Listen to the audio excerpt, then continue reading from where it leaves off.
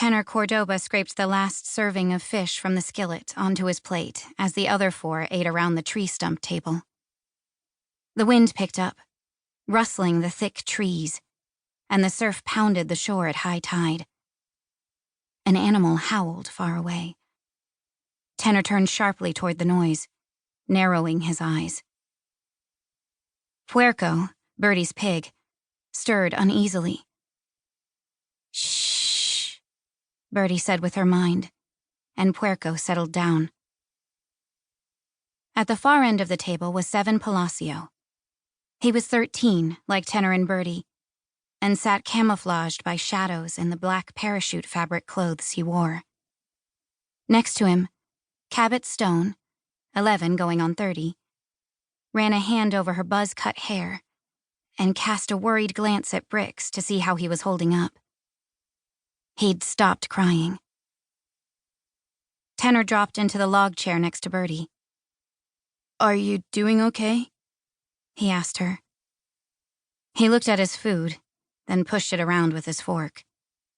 For once, he had little appetite. "Better," she said. "Thanks."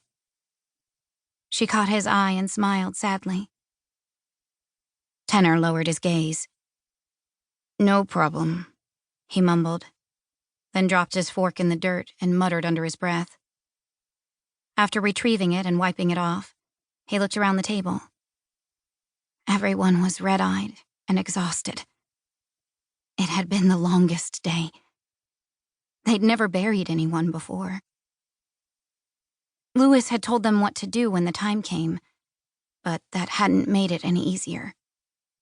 Pushing dirt over his wrapped-up body, it had been the hardest thing Tenor had ever done. Birdie and Brix had been sobbing. Seven had leaned on his shovel, his arms shaking, unable to do anything but comfort those two. Cabot had stepped in, her face a mask. She'd dropped the first handful of dirt. Then she'd taken Seven's shovel. Tenor had helped her with the rest of it. He'd cried in the ocean later. Tenor wanted to go to bed and forget this day. But there was one thing that still needed to happen. A few weeks ago, Tenor had brought Lewis some soup and sat next to him to help him eat it. Lewis had put down the spoon and taken the boy's hand. "You can go your own way, Tenor," Lewis had said. His hair was only beginning to gray, and it spread wildly on the pillow. "What do you mean?" Tenor had asked, confused. "You're not like your parents. You're in charge of your decisions. I believe in you." "Oh." Tenor's face had burned, but he'd managed to smile. "Thanks, Lewis. Will you do me a favor?" Lewis had closed his eyes and taken a labored breath. His fingers sparked. Tenor leaned back to avoid injury.